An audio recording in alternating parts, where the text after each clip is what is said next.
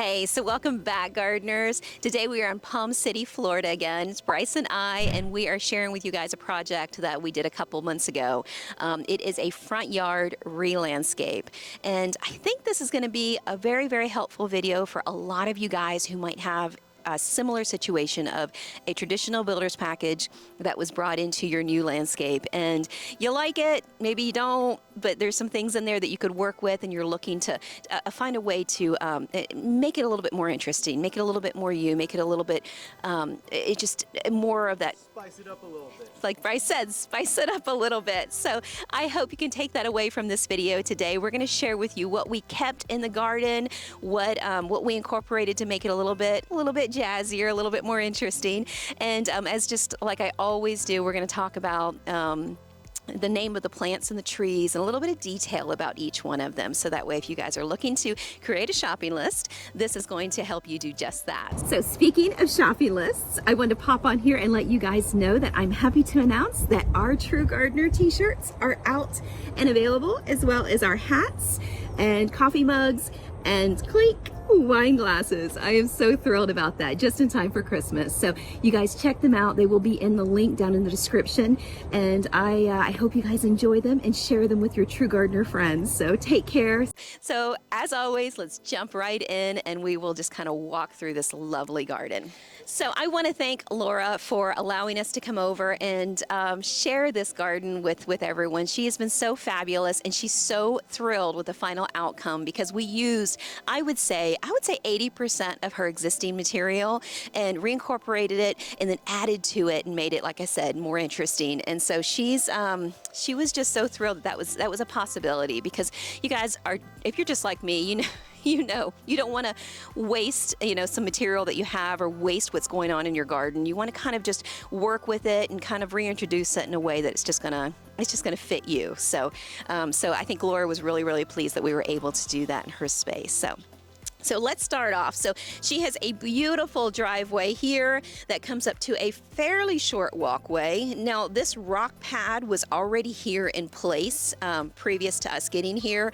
And I thought, other than the fact that it was a little squared off, I thought that we're just gonna work with it because it's here, it's in place, she's paid for it, and let's just go with it. Now, I did try to soften all the squared and hard edges by making sure that the new plant material or the new beds were going to curve and have a little bit more interest. So I think it was kind of a nice mix of that. So that's exactly what we did. So this foxtail palm, which you guys know how I feel about foxtail palms.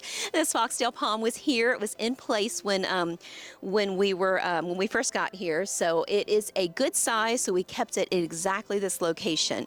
And then we took this bed that was originally quite large. It originally came, and I'll get Bryce to slide in the before pictures, but it originally came straight across here and kind of did a weird little angle right to the corner of the house, which made it just really heavy in this front yard space.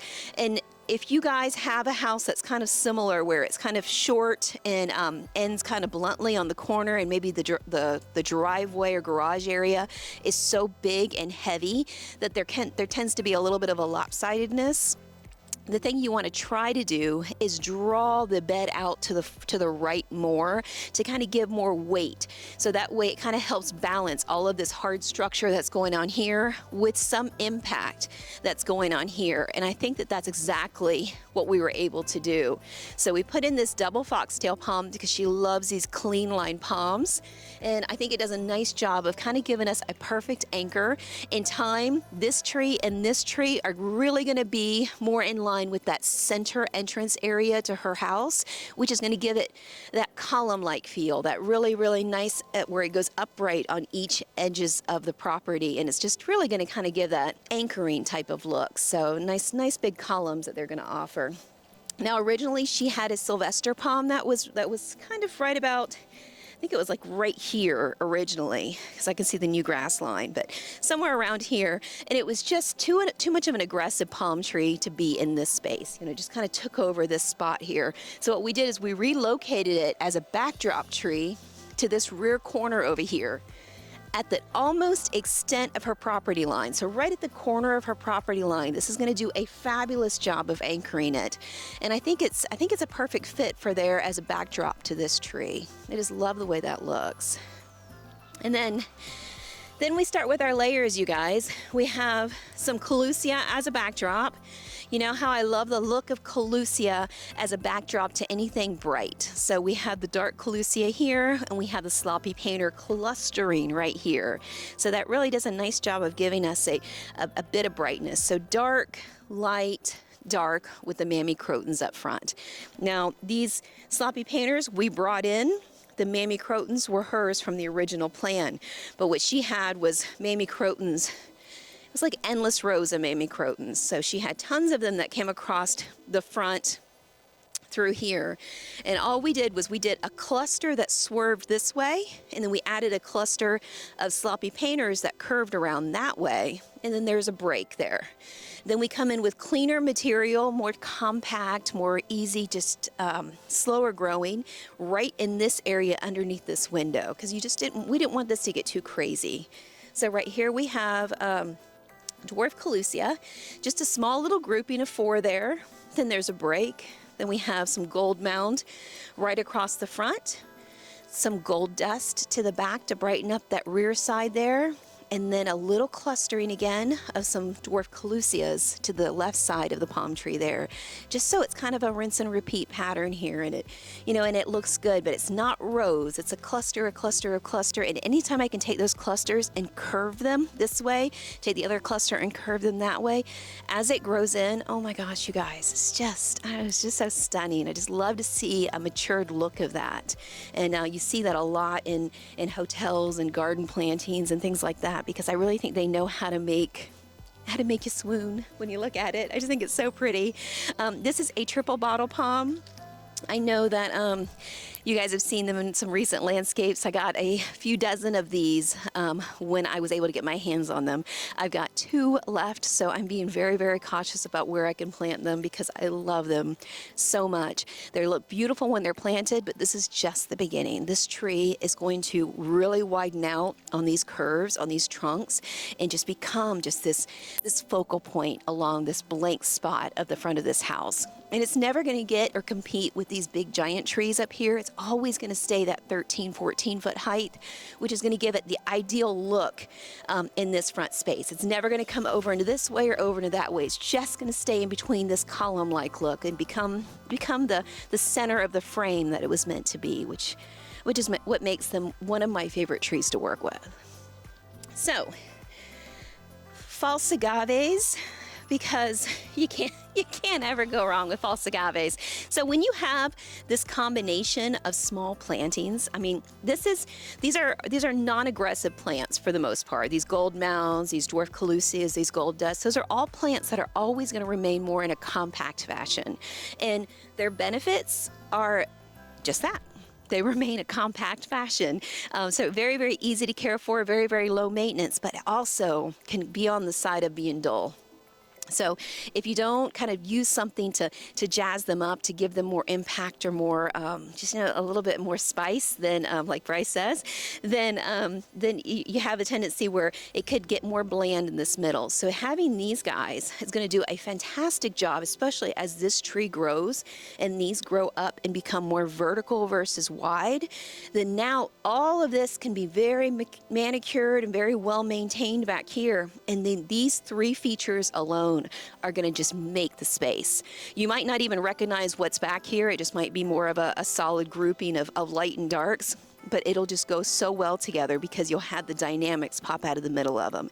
And the reason why those kind of things are more important than something like the sloppy painter is because if I were to use those over there, they wouldn't stand out nearly as much, and the sloppy painter would take over that environment too much for those to pop. So that's why anytime you see any kind of dwarf material or smaller, slow-growing material, I'll balance that out with even smaller or more compact material in the lower realm. Gosh, I hope that makes sense. So if you have a question about that, leave it in the comments.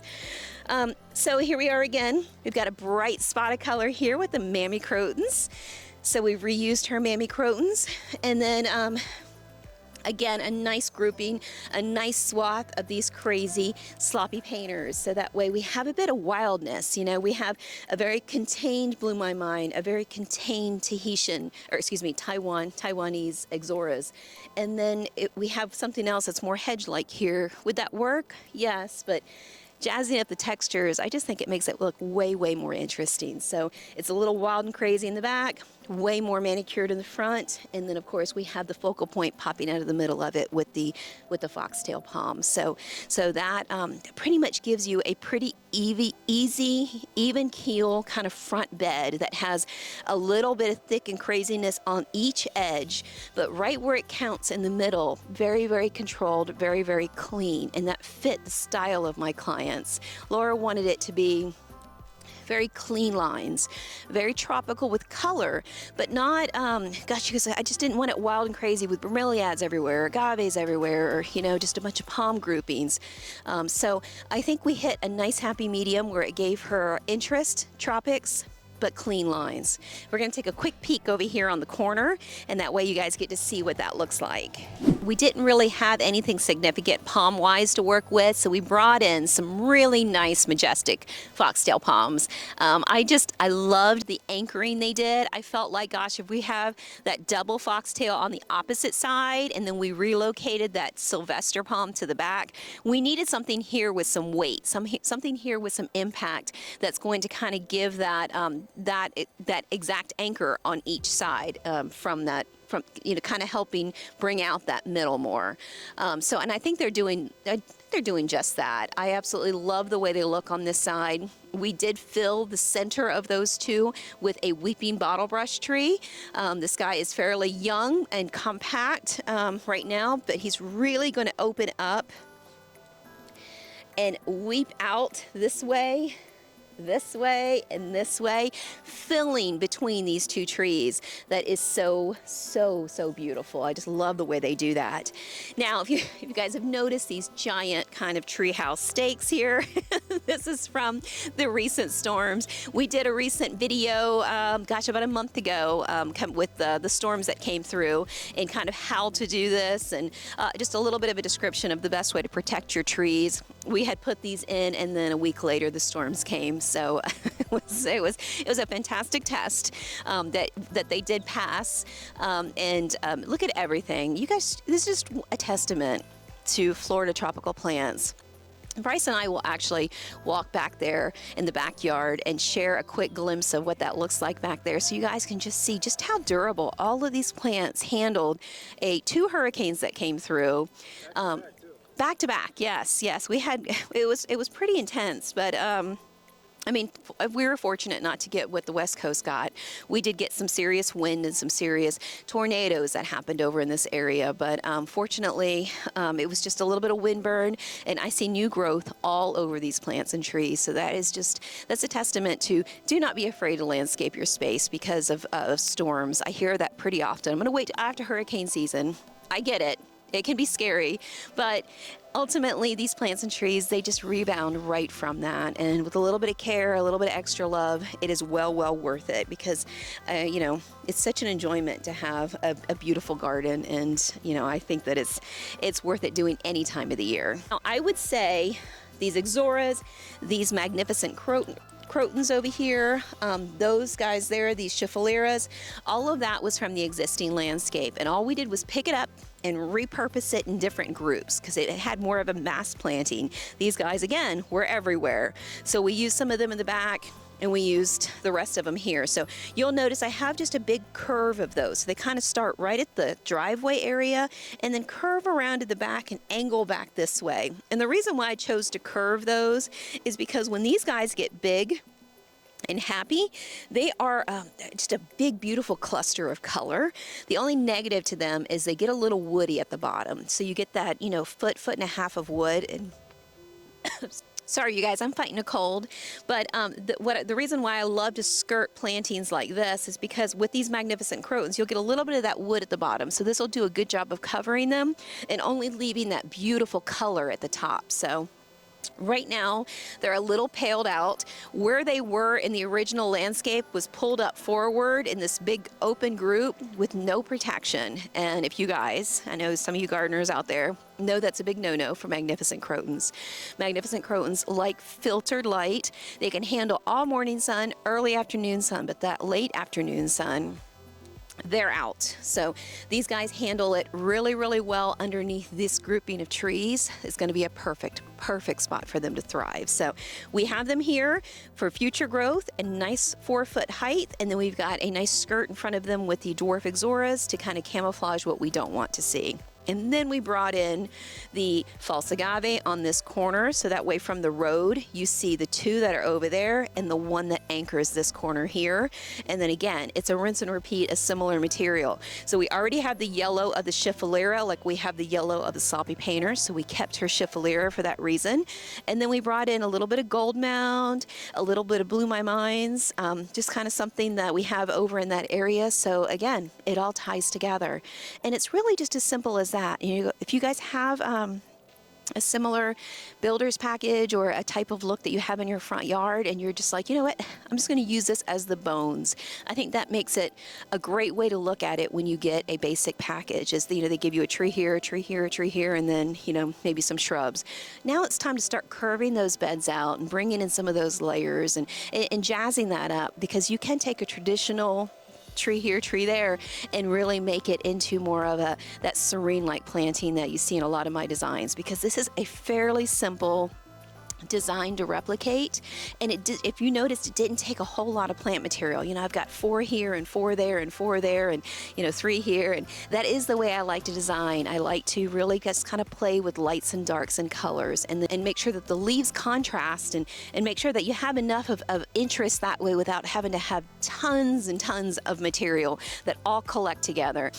I know a lot of people like the cottage garden type of look where you have just a rows and rows and rows of material that kind of all grows together. And not that I don't think that that's beautiful, I just think that that's such a high maintenance way to garden, that this is the way I like to do it, because I really do think you can get a lot of variations without getting crazy maintenance where you're out in the garden every single weekend. So I hope that this is a look that you guys like. I hope this is a garden that you can kind of take back and take some notes on and be like, you know what, I could probably do that. This is kind of a look that I could kind of work with, because that's the reason why I wanted to share it with you guys today. Well, that and I like talking with you, and Bryce is so good with kind of coming around with me to some of my landscapes and doing these tours with me. So thank you, Bryce. We're going to walk quickly in the backyard so you guys get to see what that looks like and just how well that is held up. And I did have a video on that, so we'll be sure to link that in the description or maybe up above, however Bryce does it. That way you guys can see it. So you guys may remember this video from a couple months ago when we first put it in. It is now starting to grow, starting to take off. The colors are starting to really come out, even though that we're in mid-November and nothing really looks great this time of the year. But I'm really pleased with just how beautiful it's coming together, and my clients are too. So I thought I would just share it with you guys, just kind of walk through it and let you see as it's starting to flesh out. Maybe we'll come back in 6 to 8 months and really see it when it's connected, and you can see all those curves actually start to happen. But this is after 2 significant storms and a whole lot of wind. They had some tornado damage in this neighborhood, and it's amazing to me how just the plants have just rebounded from all of that, and especially the trees. So this is my dream pool. Oh my goodness. I tell Laura every single time I come here that I could literally spend all day back here just enjoying this beautiful view. So she's got 2 fire bowls here. She's got just a beautiful little beached area there where they can sit and relax and just enjoy this backspace, and it's absolutely stunning. I hate it that we don't have the sun here for you guys today. I don't know what happens. Every day that I come out to work, the sun is blaring on me, but when we come to do the video, we get these overcast, hazy days. But hopefully you guys can see past that and get to enjoy just the beautiful plants and trees that are here and the garden. This is a big half moon bed that's just on the outside of the screen room. So this is their viewpoint. This is what they actually really get to see when they're sitting inside that beautiful lanai looking out. And I wanted them to have plenty of color to look back here because, as you know, these pool screens have such a darkening effect. And it's so beautiful and light and bright in there. I wanted when they looked back here that they really felt like they got that tropical resort kind of look back here with these big palm trees. This is another area of the garden where we reused her original landscape. So Laura had a previous landscaper come out and install these foxtail palms. You'll see that from the previous video. Just a couple months before I met her, she found us on YouTube and thought, that's really what I wanted. Not exactly what I got. So she had these trees put in. I took them all out. She had like 3 individual trees on each side. We put them into one bed that was really her viewpoint because I'm always about the biggest bang for the buck, you know. It was very much a green grass type effect back here, and she wanted it to feel tropical when she sat and enjoyed in this pool area. So she had the trees brought in and a few other things, and she just ultimately didn't like the way it turned out. Then she stumbles on my YouTube channel and she's like, that's kind of the look that I'm going for. I kind of want layers. I want lushness. I want tropical. This is the feel that I'm looking for to kind of coincide with her current beautiful back space. And so she's like, so I want to do a wraparound, just like your house. I want to do a garden on the side and a garden on this side and so on. And I do think that that's still a possibility for her. But when we got to talking, we realized that she does like the idea of the open grass. I mean, she has this big, beautiful lot. You get plenty of room for games, for entertaining. It's ideal to have the benefits of both spaces. So right now in her life with the grandkids, we decided to leave the sides open, take her budget, focus in on the areas that really were going to capture her attention, that were really going to give her the most impact for the space. So what we did is we took her trees from each side and put them all into one bed. And we did kind of a nice halo of her foxtail palms to this back. I think they look so great together back here. I brought in some intermediate trees. I brought in the Bismarck and the 2 young triangle palms, and then all of this understory planting to give her more of an island feel back here. Now this goes from corner of her screen room to corner of her screen room. So that way this is almost like a big half moon back here looking directly into her pool area and ultimately her house because she's got beautiful doors. Everything looks out to this back space. So I said, let's focus on creating enough brightness, enough impact back here. So we started with the height of the trees, did a second layer of height of palm trees, and then, as you know, accents and then lower plantings, and then mix the colors of bright and darks back here. And I think it came out really nice. You guys will have to let me know what you think, but I think it came out really, really lovely. At night, it's beautiful lit up back here. You know, I've just gotten so many wonderful compliments from her and her husband. So I think that everything held up great. We couldn't wait to walk back here and see how well it did after the storm. I'm super, super pleased that it has done so well. So again, do not be afraid to plant, even in our hurricane season. Just, you know, do your due diligence in protecting the material that you have. So you guys, that does it for today. Thank you so much for hanging out with us and, you know, let me share my gardens with you guys. It has been my absolute pleasure. It is just a fun pet project that Bryce and I have been doing over this last year. And I'm so, so glad that you guys are gaining some info from it. And, you know, you have such great questions. I see them in the comments and they always make me smile. Please comment True Gardener, you true gardeners out there, and tell me all the things that you're doing because that is it's just the best part of this whole thing. So speaking of True Gardeners, so I have the True Gardener t-shirts. They are out. I will be sure to list them in the description down below. We have True Gardener t-shirts. We have True Gardener hats. And one thing I'm probably most excited about is the True Gardener wine glasses. So those, I have that one on order, so I haven't actually had to have it in hand yet, but I may have it walking around with me as we do our next garden tour because I'm very, very excited about that one. If you want more information on this particular garden that we're standing in, I did do a garden tour on it just after we finished it. So I'll be sure to place the link right here. You guys can go to this video and see the whole tour in its very new glory, and I think you'll enjoy it. So thank you guys so much. See you in the very next video. Take care.